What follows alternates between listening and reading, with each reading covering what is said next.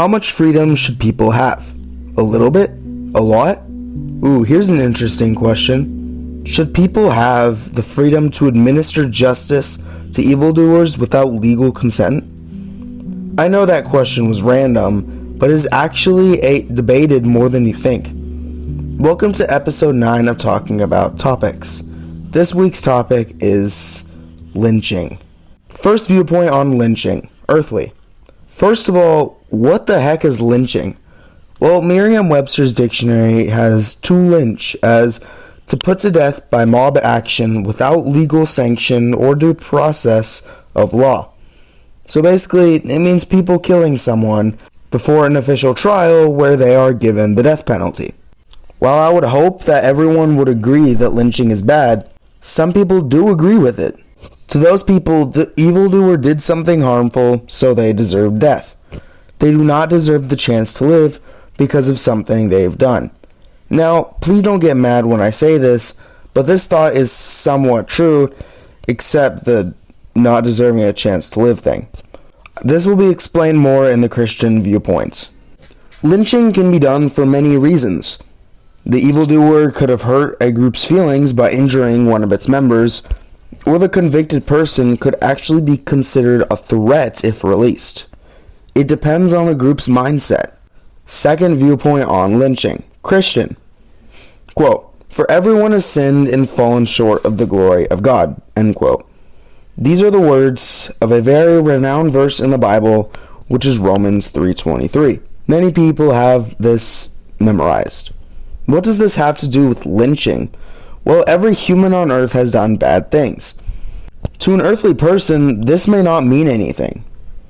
But Romans 3:23, in a way, is actually connected to a different verse, which is Romans 6:23, which says, "For the wages of sin is death, but the gift of God is eternal life." A summary of these verses is everyone who has done bad things and people who do bad things do deserve death. Therefore, everyone deserves death. But not just death on earth, but eternal separation from our Father, the Lord. Even if we do accept Jesus' gift for eternal life, we still deserve punishment for having a sinful nature. This is exactly what I stated in the earthly viewpoint, which may have sounded wrong at some point until the 2 Roman verses were mentioned. Now, when I said that that was the mindset of lynchers, I was telling the truth. So would that mean lynching is okay? No, definitely not. Why? Well, lynchers distort this thought. Instead of just bad people deserve death, they add on to it and say bad people deserve death, so we must administer it to them. The first thought is true, but the distorted one is almost entirely wrong. I have one thing to say that I want y'all to remember. We're not the executors. No mortal group on earth has God's permission to kill someone for 2 main reasons. First, God is the ultimate judge. He is the one to decide someone's fate, not us. The second reason is the most important one, and I'm going to use a story in the Bible to demonstrate it. This story is found in John 8, verses 1 through 11 in the Bible. These verses say, "They each went to his own house, but Jesus went to the Mount of Olives. Early in the morning he came again to the temple. All the people came to him, and he sat down and taught them. The scribes and the Pharisees brought a woman who had been caught in adultery, and placing her in the midst, they said to him, 'Teacher, this woman had been caught in the act of adultery. Now in the law Moses commanded us to stone such women. So what do you say?' This they said to test him, that they might have some charges to bring against him. Jesus bent down and wrote his finger on the ground. And as they continued to ask him, he stood up and said to them, 'Let him who is without sin among you be the first to throw a stone at her.' And once more he bent down and wrote on the ground. But when they heard it, they went away one by one, beginning with the older ones, and Jesus was left alone with the woman standing before him. Jesus stood up and said to her, 'Woman, where are they? Has no one condemned you?' She said, 'No one, Lord.' And Jesus said, 'Neither do I condemn you. Go, and from now on sin no more.'"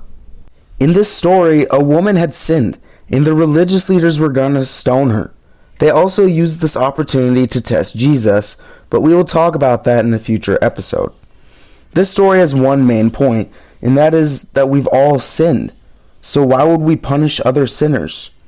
In the Bible, Jesus spoke of a truth known as the Golden Rule in Matthew 7 verse 12, which says, "So whatever you wish that others would do to you, also do it to them, for this is the law and the prophets."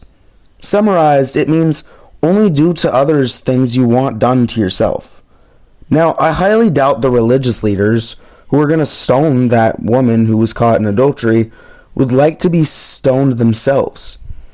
These religious leaders definitely had the wrong mindset. Instead of how can I help this woman who has been tempted into sin, they were thinking how can we get rid of this sinful woman so she can sin no more. One last thing from the story I would like to point out is how God is definitely the ultimate judge, as Jesus actually forgave the woman and sent her away. He did not punish her for committing adultery, even though it was not a good thing to do. It's all a part of God's plan. In conclusion, lynchers distort a very important truth, which is that everyone deserves death. They believe that they have the right to administer that death, to execute people, which is not right. It is not them who do the punishing, but the Lord. Also, everyone sins, so we may not judge other sinners, or we'd have to judge ourselves. But even this doesn't give us authority to judge other sinners. Thank you for tuning in into the latest episode of Talking About Topics. Episode 9, topic lynchers.